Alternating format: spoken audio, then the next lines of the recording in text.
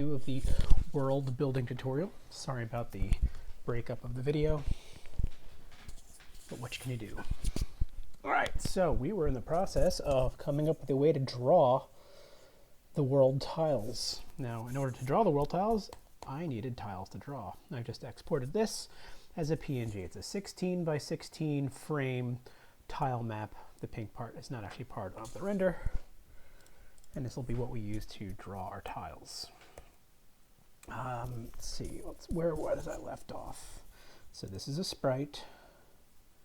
You're drawing a tile set. We need to have the position where we're actually going to be drawing each tile. And this is also now going to be based on not only our position in height and width, but also the height and width of our actual sprites.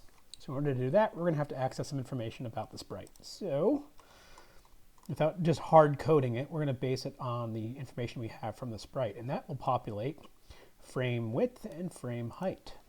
So let's take a look at what we're going to do here. So this, and let me pull that out just so we can isolate it to look at it. I'm making this a bit long form just so it's easier to explain as I go, rather than putting it all together, which can make it a little bit convoluted. We need a vector, 2D position. And here we're going to set position equal to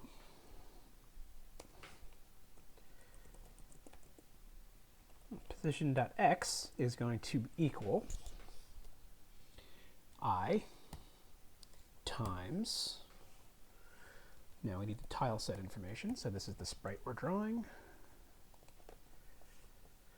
And this is also a pointer, so our world is a pointer, and it's got a pointer. That's why we're accessing it that way. And this is frame width. And we're going to do the same thing for our Y position is going to be the J times frame height. And that's what we'll be drawing here, position. All right, this should, let me clean this up. This was just a visual aid.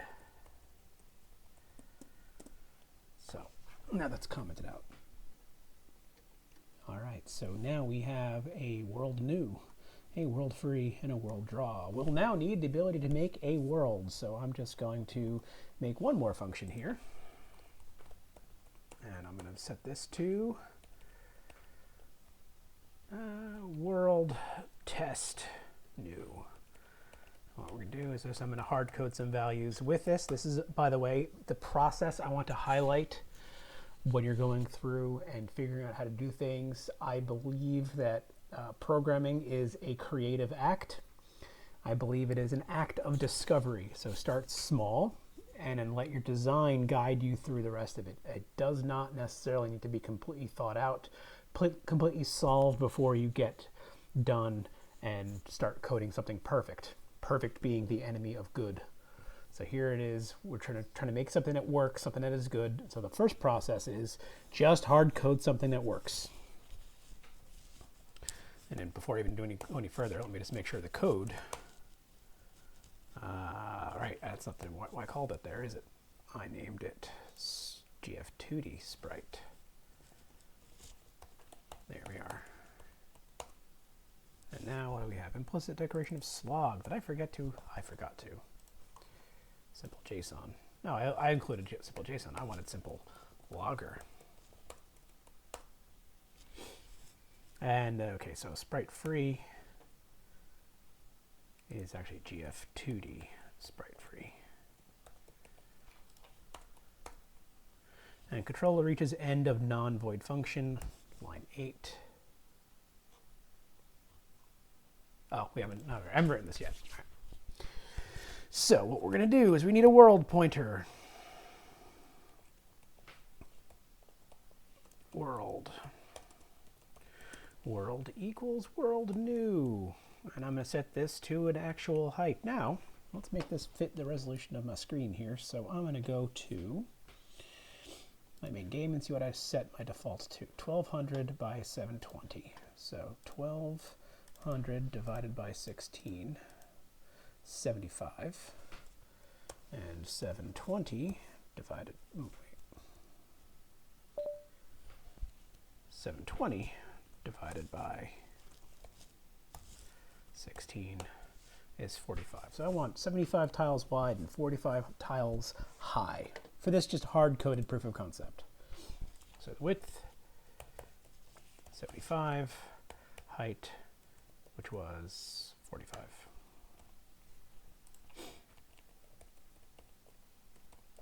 Semicolon.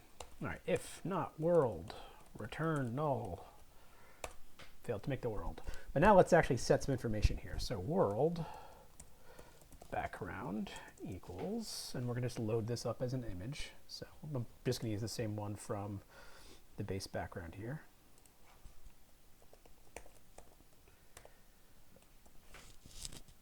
And I know spelling does count.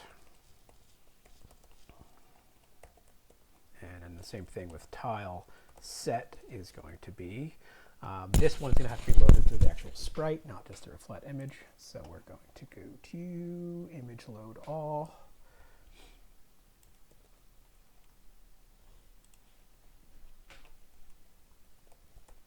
Keep surface, yes, and I'll tell you why later.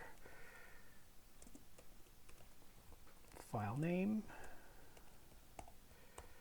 is going to be images, backgrounds, what did I call this? Tile set, all lowercase. .png, frame width, we set it to 16, frame height, 16, frames per line is 1. I made it vertical.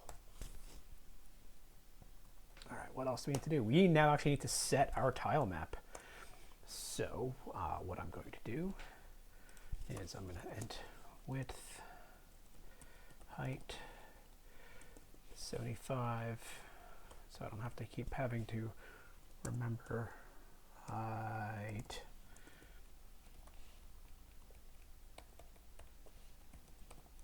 Width, height, int I, j. Now for I equals 0, while I is less than width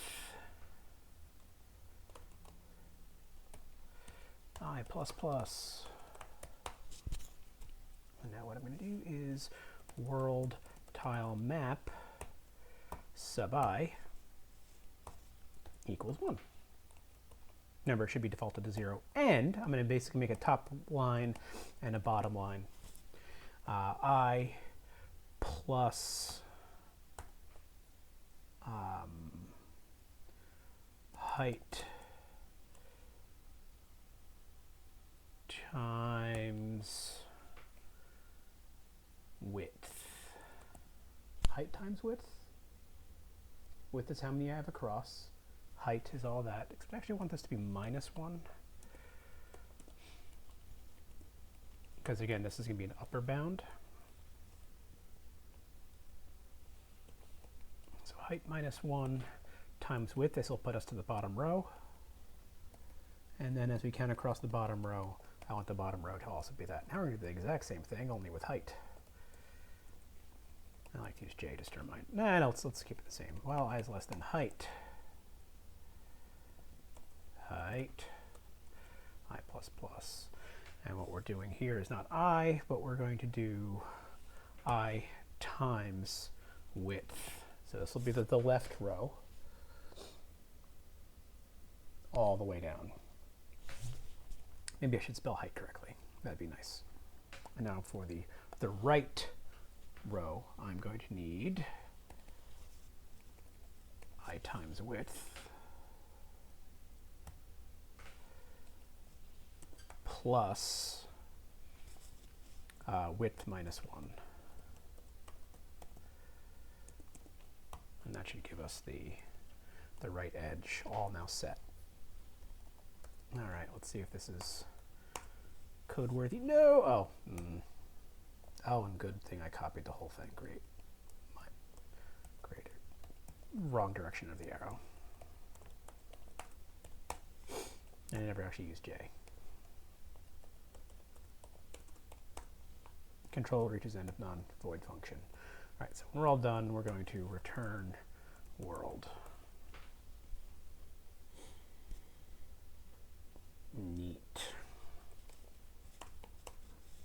So doesn't like tile map. Oh, double P on the map. Delete, delete, delete, delete. Cool, now code compiles. All right, let's go to game. Now let's include, instead of just player, let's include world.h. And we're going to make a world. Oh, I didn't mean to steal that. Semicolon, world star world. I'm going to get rid of the sprite because I'm not going to use that as the background any longer. I'm going to get rid of this, and so my demo setup is now going to be world equals my world test new, which I actually haven't put in my header file yet, so let me go and put that in my header file so that I can access it. And this is going to be just a brief test function to see if world is working.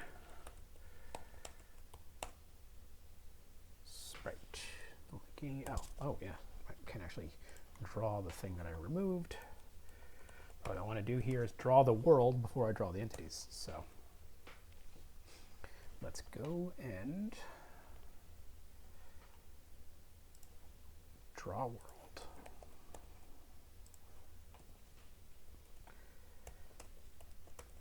And then at the end, we're going to free the player, and then we're going to world free the world.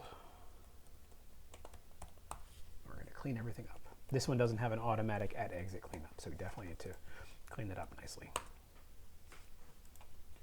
And look at that. I may have done my math a little wrong, but we have the little tiles set around the whole thing. It's also running a little slower, I think, probably because I've got damn near 250 draw calls just to put all these tiles on here, plus the background. Let's make that a bit more optimized. It is since the tiles are not going to change very much, what we can do is instead make a new image, and then use that image.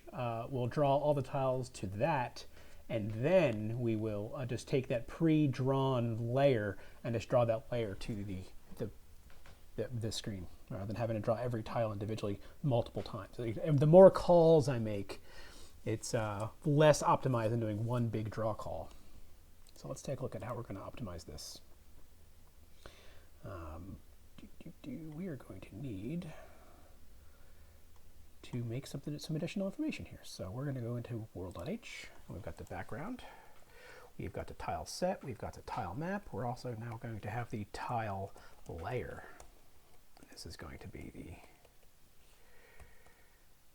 the pre-rendered tile layer. And now let's take a look at what kind of sprite functions we have, and if not, we don't have the right need, we might be able to come up with our own. Draw to surface, sprite new. Here you are, allocate space for a sprite. Both texture and sprite data is left blank. Cool, so we're going to do this. We're just going to get ourselves a blank sprite, and we're creating our world. And set world test new. We're going to make all of these. I'm going to make a new function, which is just going to be a void. It's just be procedural. World tile layer render, or maybe we could build, and world star world. Okay, so we're going to have this as one of the things we do. If not world, return. If world tile layer, then what we want to do is gf2d sprite free tile layer. What we're going to do is just clean up the old one, and then we're going to set a new one. So Now this is blank. It is just a spot reserved in the sprite list. We still actually have to create the information. Now let's take a look at how the sprite system works. Kind of mentioned that previously we have both CPU space and GPU space information here. So the SDL texture is what we use to actually render to the screen with the GPU. And the SDL surface is how it's initially loaded from memory with image load with the SDL image library. So this will how we access it in CPU memory. And this is nothing more than a handle so we can tell to render things on the GPU. Yes, even though SDL is a 2D graphics library, at least for how we're using it here, it still uses the 3D graphics rendering pipeline. Under the hood, I believe they've even migrated it over to Vulkan, for those of you who have taken 3D, and a little spoilers about what's going to happen when we go move over to 3D game programming in the fall. So what we want to do is make a brand new surface of the size we need, and then convert that to a texture that we can use. So sprite load all, sprite render, draw a sprite to the screen with all options, clear all, draw sprite to surface. So this is what we're going to need to, we're going to be using this to draw to the tile layer, the tile stuff. So we're going to keep it simple because there's actually less drawing options and we're drawing with surface drawing. Let's grab this now and just keep this as a function we're going to be using in the future. There we are. And the sprite we're going to be drawing is going to be the world tile set, the position. It's going to be the same math that we did down here when we drew the world. And the frame is going to be the same information. And we're going to need to have a, we're not going to scale it, so these are all going to be null. Null. Frame is going to be frame. Surface is going to be world tile layer. And the position is the position here. And we are going to now vector 2D position uint32 frame. And we're going to need some counting variables. Int I, j, not L, j. Let's go back down. We basically need the same introduction around all of that.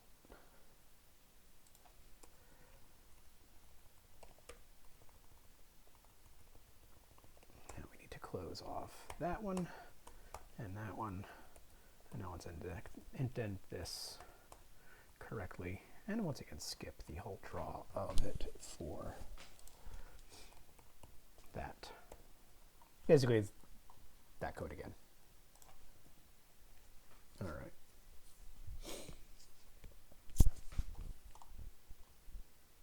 Yeah, did I just do that wrong? Let me take a look at this again. It still bothers me that I had 1200 divided by 16 is 75. Weird.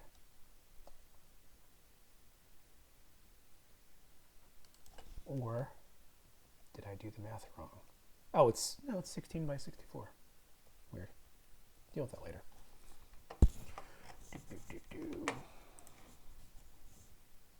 All right, so before we can do that, though, we need to actually make a surface. So let's actually dig down into sprite.c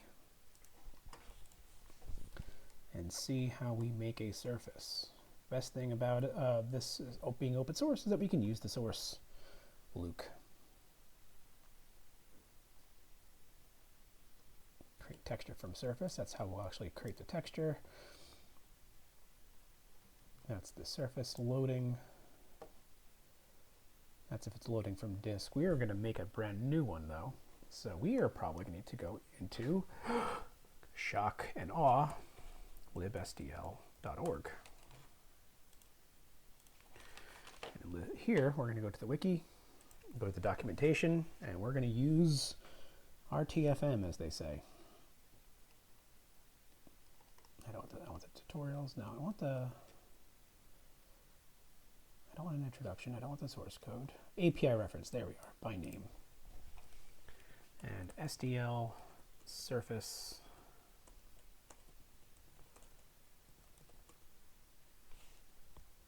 Did I spell that right?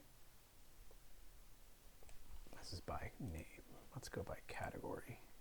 Cool, basics, video, 2D accelerated rendering, surface creation, and simple drawing. Cool, so here's the SDL surface. This is the public information that we have access to with the surface. There is a whole bunch of internal stuff that is obscured from us. So look, they have their own reference count for stuff as well.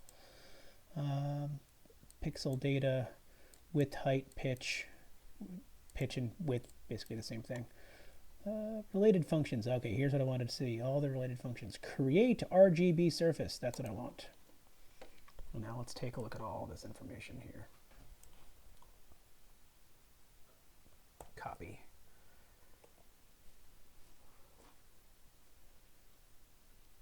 And paste. All right, so we need to figure out what these parameters are. So width and height, we can figure that out real quick. Depth, that's our bit depth. Mask, red mask, green mask, blue mask, alpha mask. So these are the bit masks that will be used here. Now I think some of this stuff I specified. Here we have my graphics libraries are my initialization stuff for SDL. And I have some information here. Get the renderer, blend mode, get image format. Oh, never mind. I already have a function that does this. So let's take a look at that function. Because this is basically what I was about to re-engineer, but looks like I've made this for us already. Find, paste. Oh, right here.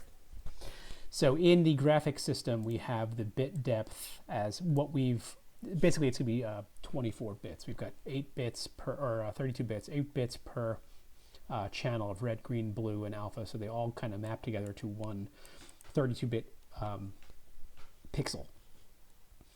So, and I guess that first option happens to be 0. So I'm just going to call this. But all this was specified when we initialized the whole SDL system. And you can see up in here, pixel format to mask. This is how this is converted. SDL provides us I want the format of red, green, alpha, red, green, blue is how I'm actually storing this, I guess. So the first 8 bits are alpha, then red, then green, then blue. And each of them have 8 bits associated with them. If you didn't, if you knew where a format is, you could always use this function to re-get the masks. I cached that when I initialized the whole system in this global state structure here, which is static to this, but you can ask for it. That's all the information here. So neat, I don't have to worry about rewriting that function here. I'm just going to call this function, create the surface, and I'll deal with all that fun stuff. So I'm not calling you, I'm instead calling you. And this is going to be saved to the tile layer surface, because that's what I have it here. It is surface as an SDL surface type. And the width and height. The width of the system is going to be my world tile width times my world tile set frame width. So how many tiles wide versus how wide times how wide a tile is. And then the same thing for height. It's going to be world tile height times the size of the world tile set frame height. Let's clean that up a little bit. There, I like a nice, if I have a line that's going to go over a screen width away, I will then indent. If I have a function that's not going to go that far, I will not bother. Yeah, all right, so that should have created the surface, but it could have failed. So let's check to make sure we have a surface. So if not this, then we are going to slog fail to create tile layer surface return null. No, just return. We're not going to do any more work. Everything else is probably going to break at that point, but it's not going to cause us any other problems. And, by the way, we're grinding to surface here. Oh, wait, no, this does take the sprite, not the surface. That'll handle that internally. Okay, that actually might be it. We create the surface. We draw to the surface. We then now need to do the last step, which is now convert it to a texture so that we can render with it. And I think I might have done that as well. Let's see. Format, clear, blend modes, more on those in the future. Oh, maybe I didn't. Oh, but it's, if I remember correctly, we looked at it a second ago, and it's super simple. Create texture from surface. So this is the line we would do. And handle this now. All right, so sprite texture. The sprite in question is the tile layer. Tile layer is going to be a texture created from the surface, and the surface is, oh, by the way, this is the texture for it. And then the tile layer surface, which should have been rendered to previously. Now, if not tile layer texture, failed to convert world tile layer to texture. Return. Now we'll have a log of why that could have gone wrong. All right, now that we have this, we need to call this function after our world test sets up everything. So once we have what the tile should be, so we can populate it, we're going to create that surface, and then we are going to, by the way, now that we have another thing to possibly free, we're going to call free on tile layer as well.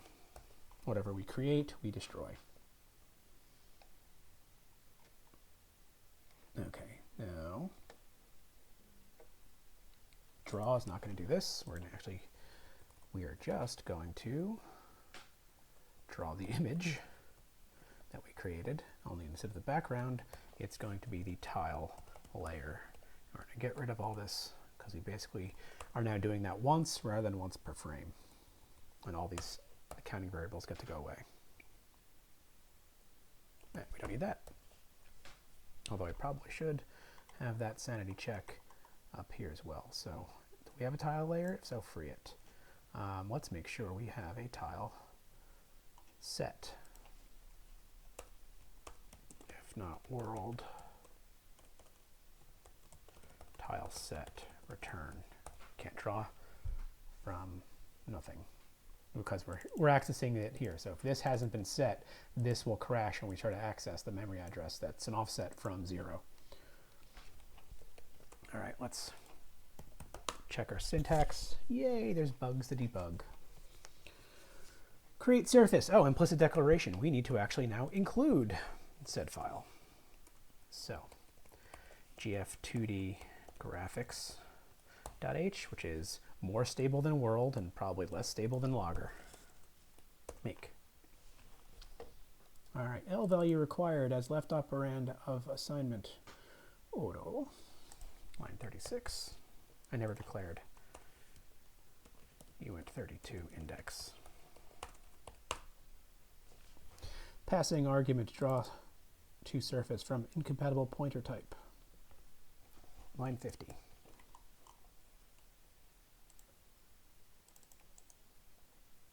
I don't have the tile set up. All right, so this is draw to surface.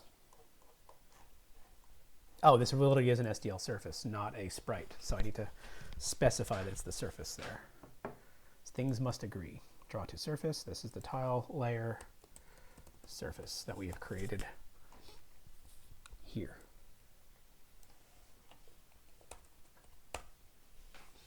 All right, 4. What?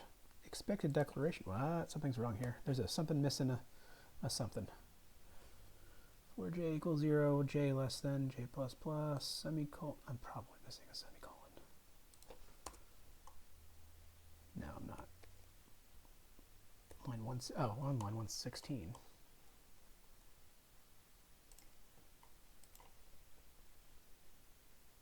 Expected declaration specified for 4 on line 116 is nothing here, so that means something is definitely wrong here. I didn't change this function. I did change this function.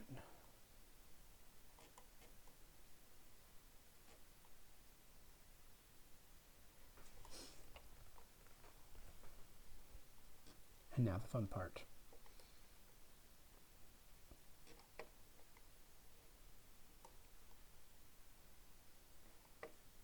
I know this works. I tested this previously.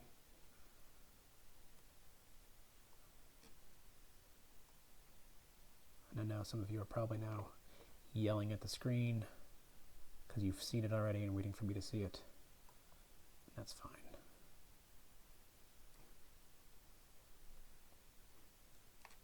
Didn't have any extra semicolons, I hope. World tile layer build world. If, oh, not world return. That wouldn't have caused the syntax error. If not tile set return, if we already have a tile layer, free it, then set it, create a new one, create a new surface for it. I might need to specify some other information for it as well, but for instance, I'm going to have to set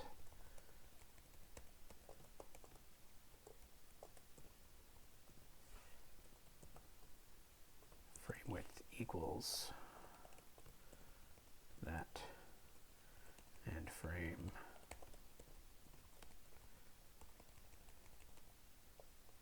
height equals height times the height.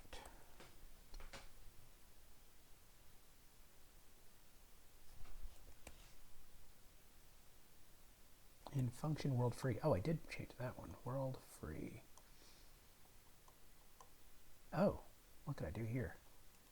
That must have been a random extra type paste. Oh, that is certainly not what I wanted.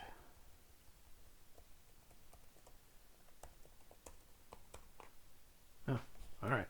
Well, while I was at it, I also improved the rest of it. Make, run it. All right, look at that. It's drawing the tile map that we've now pre-done. I did not show benchmarks. It might not even have impacted. My computer's fast enough that it probably can handle rendering those 200 something sprites without any kind of impact at all. But I guarantee you, when you have a sufficiently complicated level, possibly even one larger than the screen, that is going to be a possible problem. Now, I'm going to stop this video here because the next one is going to start bleeding into the next topic, which is file ops. So more on that in probably next week. All right, thanks for watching.